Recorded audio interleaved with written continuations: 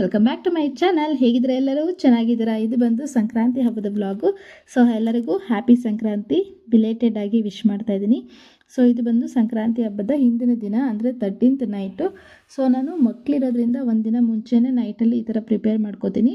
ಮುಂದೆ ದಿನ ನಾನು ಇದು ಮಾಡ್ಕೋಬೇಕು ಅಂದರೆ ಕಷ್ಟ ಆಗುತ್ತೆ. ಸೊ ಹಾಗಾಗಿ ಹಿಂದಿನ ದಿನವೇ ಎಲ್ಲ ತೊಳೆದು ಕ್ಲೀನ್ ಮಾಡ್ಕೊತಾ ಇದ್ದೀನಿ. ನಾನು ಹಿಂದಿನ ದಿನ ಕೂಡ ತಲೆ ಸ್ನಾನ ಮಾಡಿರ್ತೀನಿ. ಸೊ ಹಾಗಾಗಿ ಹೊಸ್ಲಿಗೆಲ್ಲ ಅರಿಶಿನ ಕುಂಕುಮ ಇಟ್ಟು ರಂಗೋಲಿ ಎಲ್ಲ ಈಗಲೇ ಹಾಕ್ತಾಯಿದ್ದೀನಿ. ರಂಗೋಲಿ ನಾನು ತುಂಬ ದೊಡ್ಡದೇನು ಹಾಕೋದಿಲ್ಲ, ಸೊ ತುಂಬ ಪುಟ್ಟದೇ ಹಾಕೋದು. ನೀವು ನೋಡ್ಬೋದು ಸ್ಪೇಸ್ ಎಷ್ಟಿದೆ ಅಂತ. ಸೊ ಆ ಕಡೆ ಈ ಕಡೆ ಮನೆಗಳಿರೋದ್ರಿಂದ ನಾನು ಪುಟ್ಟ ರಂಗೋಲಿ ಹಾಕ್ತೀನಿ, ಇಲ್ಲಾಂದರೆ ಎಲ್ಲ ತೊಳೆದ್ಬಿಡ್ತಾರೆ. ಸೊ ಹಾಗಾಗಿ ಇವತ್ತೇ ಆಗಲಿ ರಂಗೋಲಿ ಎಲ್ಲ ಹಾಕಲೇಬೇಕಾಗುತ್ತೆ ಹೊಸ್ಲ ಮೇಲೆ. ಬರೀ ರಂಗೋಲಿ ಹೊಸ್ಲನ್ನ ತೊಳೆದು ಹಾಗೆ ಬಿಡಬಾರ್ದು. ಅರಿಶಿನ ಕುಂಕುಮ ಇಟ್ಟಾದ ನಂತರ ನಾವು ಸಿಂಪಲ್ಲಾಗಲಿ ರಂಗೋಲಿನ ಹಾಕಬೇಕಾಗತ್ತೆ. ಸೊ ರಂಗೋಲಿನೆಲ್ಲ ಹಾಕಿದ ನಂತರ ಇದು ಬಂದು ಆಲ್ಮೋಸ್ಟ್ ಟೈಮು 11:30 12 ಆಗ್ಬಿಟ್ಟಿತ್ತು. ಮಕ್ಕಳೆಲ್ಲ ಮಲಗಿಸಿ ಆನಂತರ ಹಾಕ್ತಿದ್ದೀನಿ, ಇಲ್ಲಾಂದರೆ ಯಾವುದಲ್ಲಿ ತುಳಿತಾನಲ್ವ ಸೊ ರಸ್ವಿನು. ಸೊ ಹಾಗಾಗಿ 12 ಗಂಟೆ ಎಲ್ಲ ಹಾಕ್ತೆ. ಇದು ಬಂದು ಈವ್ನಿಂಗು, ಅಂದರೆ 13th ಈವ್ನಿಂಗು. ಸೊ ಗೆಣಸು, ಅವರೆಕಾಯಿ ಮತ್ತು ಕಡಲೆಕಾಯಿ ತಂದಿದ್ರು. ಸೊ ನಾನು ಕಬ್ಬು ಏನು ತರಿಸಿರಲಿಲ್ಲ. ಸೊ ನಮ್ಮ ಮನೇಲಿ ಯಾರೂ ತಿನ್ನೋದಿಲ್ಲ. ಸೊ ಹಾಗಾಗಿ ತಿನ್ನಲ್ಲ, ಖಾಲಿ ಆಗೋದಿಲ್ಲ. ಸೊ ಹಾಗಾಗಿ ಇಷ್ಟನ್ನು ತರಿಸ್ಕೊಂಡು ಇದನ್ನು ಇವಾಗ ಬೇಡಿಸೋಕ್ಕೆ ಕುತ್ಕೊಂಡಿದ್ವಿ, ನಾನು ರಸ್ವಿನ್ ಇಬ್ಬರೂ ಆಲ್ಮೋಸ್ಟ್ ಈವ್ನಿಂಗು. ಸೊ ಸಾಂಬಾರಿಗೆ ಹಂಗೆ ನೆನೆಹಾಕಿದ್ದೆ.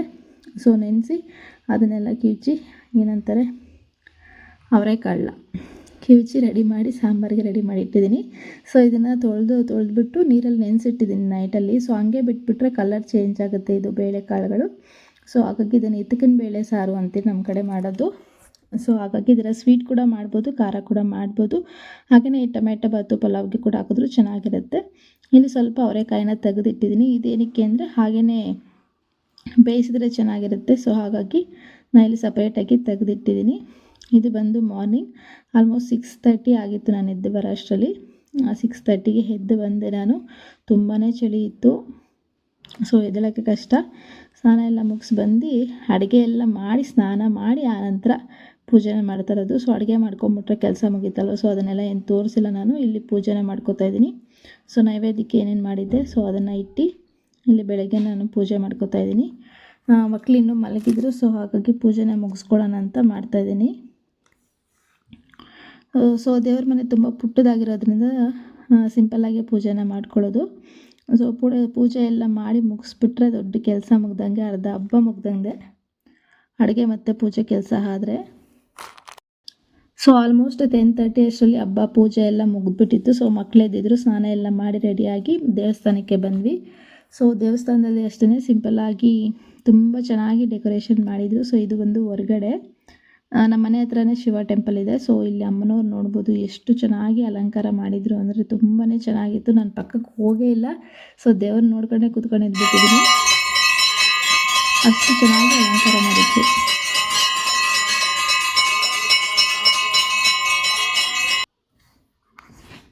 ರಸವಿನೇನೋ ಬೇಡ್ಕೊತಾ ಇದ್ದ. ಸೊ ಹಾಗಾಗಿ ಅದು ನನ್ನ ಕ್ಲಿಪ್ಪಿಂಗ್ ತೊಗೊಂಡು ನೋಡ್ಬೋದು ಜನ ಎಷ್ಟು ಜನ ಇದ್ದರು ಅಂತ. ಹೇಳಬೇಕು ಅಂದರೆ ಇದೇ ಕಡಿಮೆ ಅಂತಲೇ ಹೇಳ್ಬೋದು. ಹಬ್ಬದ ದಿನ ತುಂಬಾ ಜನ ಇರ್ತಾರೆ. ನೋಡಿ ಝೂಮ್ ಮಾಡಿ ತೋರಿಸ್ತಾ ಇದ್ದೀನಿ, ಎಷ್ಟು ಚೆನ್ನಾಗಿ ಕಾಣಿಸ್ತಾ ಇತ್ತು. ಜಡೆ ಎಲ್ಲ ಹಾಕಿದ್ರಲ್ವ, ತುಂಬಾ ಚೆನ್ನಾಗಿ ಅನಿಸ್ತಿತ್ತು. ಇದು ಬಂದು ಗಣೇಶ. ಸೊ ಇಲ್ಲಿ ಕೂಡ ತುಂಬಾ ಚೆನ್ನಾಗಿ ಡೆಕೋರೇಷನ್ನ ಮಾಡ್ಕೊಂಡಿದ್ರು. ಇಲ್ಲಿ ಬಂದು ಶಿವ, ಗಣೇಶ ಮತ್ತು ಅಮ್ಮನವ್ರು ಇದ್ದಾರೆ. ಸೊ ಆಲ್ರೆಡಿ ನಾನು 2-3 ಸಲ ತೋರಿಸಿದ್ದೀನಿ ಅನಿಸುತ್ತೆ ವ್ಲಾಗ್ಸಲ್ಲಿ. ಇದು ಬಂದು ಹೊರಗಡೆ ನಾಗರ ಅಂತಾರಲ್ವ, ಸೊ ಅಲ್ಲಿ ಪೂಜೆ ಎಲ್ಲ ಮಾಡಿದರು. ಸೊ ನಾವೆಲ್ಲ ಪೂಜೆ ಎಲ್ಲ ಮಾಡಿ ಊಟ ಮಾಡಿರಲಿಲ್ಲ. ಸೊ ಫಸ್ಟು ಎಲ್ಲ ಅಡುಗೆ ಮಾಡಿಟ್ಟಿದ್ನಲ್ಲ, ಅಡುಗೆ ಮನೆ ಕೆಲಸ ಎಲ್ಲ ಮುಗಿಸಿ ಮಕ್ಳಿಗೆ ಸ್ನಾನ ಮಾಡಿಸಿ ಟೆಂಪಲ್ಗೆ ಹೋಗಿ ಬಂದುಬಿಡೋಣ ಅಂತ ಟೆಂಪಲ್ಗೆ ಬಂದ್ವಿ. ಸೊ ನಾವು ಬರೋಷ್ಟರಲ್ಲಿ 10:30 ಆಗಿಬಿಟ್ಟಿತ್ತು. ನಾನು ವೀಡಿಯೋ ಮಾಡಬೇಕಾದ್ರೆ ಹೂವು ಬಿದ್ದಿತ್ತು, ನೋಡಿದ್ರ ನೀವಲ್ಲಿ? ಹೌದು, ಹೂವು ಬಿತ್ತು ಬಲಗಡೆಯಿಂದ. ಸೊ ಇಲ್ಲಿ ನಾನು ಪಾಯಸ, ಬೇಳೆ ಸಾಂಬಾರು ಮತ್ತು ಕಡಲೆಕಾಯಿ ಅವರೆಕಾಯಿ ಬೇಯಿಸಿ ಗೆಣಸನ್ನ ಬೇಯಿಸಿದ್ದೆ. ಹಾಗೆ ಸ್ವಲ್ಪ ವೈಟ್ ರೈಸ್ನ ಮಾಡ್ಕೊಂಡಿದ್ದೆ. ಸೊ ಯಾವ್ಯಾವ ಪಾತ್ರೆಯಲ್ಲಿ ಮಾಡಿದ್ನೋ ಅದನ್ನು ಹಂಗೆ ತೋರಿಸ್ತಾ ಇದ್ದೀನಿ, ಏನು ಸರ್ವ್ ಮಾಡಿಲ್ಲ. ಈಗ ಬಿಸಿ ಬಿಸಿ ದೋಸೆನ ಹಾಕ್ಕೋತಾ ಇದ್ದೀನಿ. ಬೇಳೆ ಸಾಂಬಾರು ಕಾಂಬಿನೇಷನ್ ಚೆನ್ನಾಗಿರುತ್ತೆ. ಸೊ ಹಾಗಾಗಿ ದೋಸೆನ ಮಾಡಿಕೊಂಡು ತಿಂದು ಸ್ವಲ್ಪ ಹೊತ್ತೆಲ್ಲ ರೆಸ್ಟ್ ಮಾಡಿ ಮಕ್ಕಳನ್ನೆಲ್ಲ ಮಲಗಿಸಿ ಮತ್ತು ಈವ್ನಿಂಗು ಮನೆ ಮೇಲೆ ಕರ್ಕೊಬಂದಿದ್ದೀನಿ ರಸ್ವಿನ್ನ. ಸೊ ಇಲ್ಲಿ ನೋಡ್ಬೋದು ಮಕ್ಕಳೆಲ್ಲ ಸಣ್ಣ ಪುಟ್ಟ ಗಾಳಿಪಟಗಳನ್ನ ಬಿಡ್ತಾಯಿದ್ರು. ಸೊ ಅದು ದೀಪಾವಳಿ ಹಬ್ಬ ಅಂದರೆ ಸಂಕ್ರಾಂತಿ ಹಬ್ಬ ಅಂದರೆ ಗಾಳಿಪಟ ಸ್ಪೆಷಲ್ ಅಲ್ವಾ. ಸೊ ಹಳ್ಳಿ ಕಡೆ ತುಂಬ ಜಾಸ್ತಿ ಬಿಡ್ತಾರೆ, ಸಿಟಿ ಕಡೆ ಕಡಿಮೆ. ಸೊ ಅಲ್ಲೊಂದು ಹಾರ್ತಾ ಇತ್ತು. ಹಂಗೆ ಈವ್ನಿಂಗ್ ವಾಕಿಂಗ್ ಬಂದಂಗೂ ಆಗುತ್ತೆ ಅಂತ ಸೊ ಮನೆ ಮೇಲೆ ಕರ್ಕೊಬಂದೆ ನಾನು. ಮನೆ ಹತ್ರ ಎಲ್ಲಿ ವಾಕಿಂಗ್ ಹೋಗೋಕ್ಕೆ ಅಷ್ಟೊಂದು ಫೆಸಿಲಿಟಿ ಇಲ್ಲ. ಇದ್ರೂ ಹೋಗೋಕ್ಕೆ ಇಂಟ್ರೆಸ್ಟ್ ಇಲ್ಲ. ಸೊ ಹಾಗಾಗಿ ಮನೆ ಮೇಲೆ ಬರ್ತೀವಿ ವಾಕಿಂಗ್ಗೆ. ಅಲ್ಲೊಂದು ಗಾಳಿಪಟ ಹಾರ್ತಾ ಇತ್ತು. ಈ ವ್ಲಾಗ್ ಯಾರಾದರೂ ಮೊದಲನೇ ಸಾರಿ ಬಂದಿದ್ದರೆ ನಮ್ಮ ಚಾನಲ್ಗಾರ ಸಬ್ಸ್ಕ್ರೈಬ್ ಮಾಡಿಲ್ಲ ಅಂದರೆ ಪ್ಲೀಸ್ ಸಬ್ಸ್ಕ್ರೈಬ್ ಮಾಡಿಕೊಂಡು ಪಕ್ಕದಲ್ಲಿ ಕಾಣಿಸೋ ಬೆಲ್ ಬಟನ್ನ ಕ್ಲಿಕ್ ಮಾಡಿ ಹಾಲಂತ ಸೆಲೆಕ್ಟ್ ಮಾಡಿ. ಇದು ಬಂದು ಈವ್ನಿಂಗು. ಸೊ ನೋಡ್ಬೋದು ನಮ್ಮ ಕಡೆ ಅಂದರೆ ನಮ್ಮ ನೇಟಿವಲ್ಲಿ ಸೆಲೆಬ್ರೇಟ್ ಮಾಡಿರೋದು. ಸೊ ನಮ್ಮ ಹಸ್ಬೆಂಡು ಊರಿಗೆ ಹೋಗಿದ್ರು. ಸೊ ಅಲ್ಲಿ ಕೂಡ ವೀಡಿಯೋನ ಮಾಡ್ಕೊಬಂದಿದ್ರು, ಅದನ್ನು ಹೇಗೆ ಸೆಲೆಬ್ರೇಟ್ ಮಾಡ್ತಾರೆ ನಮ್ಮ ಕಡೆ ಏನು ಅಂತ. ಸೊ ಕಂಪ್ಲೀಟಾಗಿ ರಾ ಕ್ಲಿಪ್ಪಿಂಗ್ನೇ ಆ್ಯಡ್ ಮಾಡ್ತೀನಿ, ವಿತ್ ಸೌಂಡ್ ಇದ್ರೇ ಚೆನ್ನಾಗಿರುತ್ತೆ ವೀಡಿಯೋ. ಸೊ ಹಾಗಾಗಿ ವೀಡಿಯೋನ ಪೂರ್ತಿಯಾಗಿ ನೋಡಿ, ನಿಮಗೆ ಇಷ್ಟ ಆಗುತ್ತೆ ಅಂತ ಅಂದ್ಕೊಂಡಿದ್ದೀನಿ. ಸೊ ದೇವ್ರ ಮೆರವಣಿಗೆ ಕೂಡ ಬಂದಿದ್ದರು. ದೇವ್ರ ಮೆರವಣಿಗೆ ಬಂದಾಗ ಪೂಜೆ ಎಲ್ಲ ಕೊಡ್ತಿದ್ವಿ ನಾವು. ಕೊಟ್ಟು ಹಳ್ಳಿ ಕಡೆ ತುಂಬ ಚೆನ್ನಾಗಿ ಸೆಲೆಬ್ರೇಟ್ ಮಾಡ್ತಾರೆ ಈ ಹಬ್ಬನ. ಸೊ ಕೊಟ್ಟು ಇನ್ನು ಮುಂದಕ್ಕೆ ನಾನು ವಾಯ್ಸ್ ಓವರ್ ಕೊಡೋದಿಲ್ಲ. ಸೊ ಅದು ಹೇಗಿದ್ದರೆ ಅದನ್ನು ಹಾಗೆ ಅಪ್ಲೈ ಮಾಡ್ತೀನಿ. ಸಾರಿ ವಿಡಿಯೋನ ಹಾಕ್ತೀನಿ ನೋಡಿ, ನಿಮಗೆ ಖಂಡಿತ ಇಷ್ಟ ಆಗುತ್ತೆ. ಇಷ್ಟ ಆದರೆ ಪ್ಲೀಸ್ ಒಂದು ಲೈಕ್ ಮಾಡಿ. ಮತ್ತೊಮ್ಮೆ ಹೇಳ್ತಾ ಇದ್ದೀನಿ, ಯಾರಾದರೂ ಸಬ್ಸ್ಕ್ರೈಬ್ ಮಾಡದೆ ನೋಡ್ತಿದ್ರೆ ಪ್ಲೀಸ್ ಸಬ್ಸ್ಕ್ರೈಬ್ ಮಾಡಿಕೊಂಡು ಪಕ್ಕದಲ್ಲಿ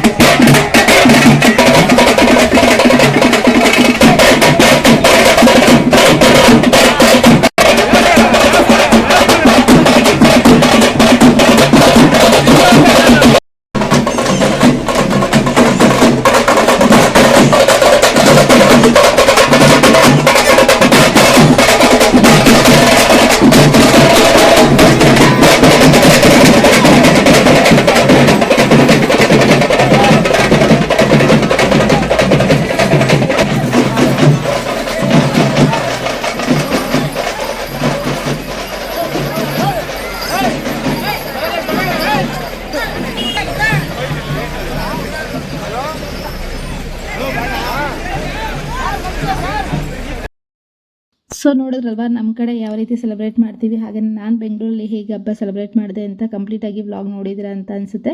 ಸೊ ಇಷ್ಟೇ ಇವತ್ತಿನ ವ್ಲಾಗ್. ಮತ್ತೆ ನಾನು ಮುಂದಿನ ವೇಳೆ ಸಿಗ್ತೀನಿ. ಅಲ್ಲಿವರೆಗೂ ಟೇಕ್ ಕೇರ್, ಬಾಯ್, ನಮಸ್ಕಾರ, ಥ್ಯಾಂಕ್ಸ್ ಫಾರ್ ವಾಚಿಂಗ್.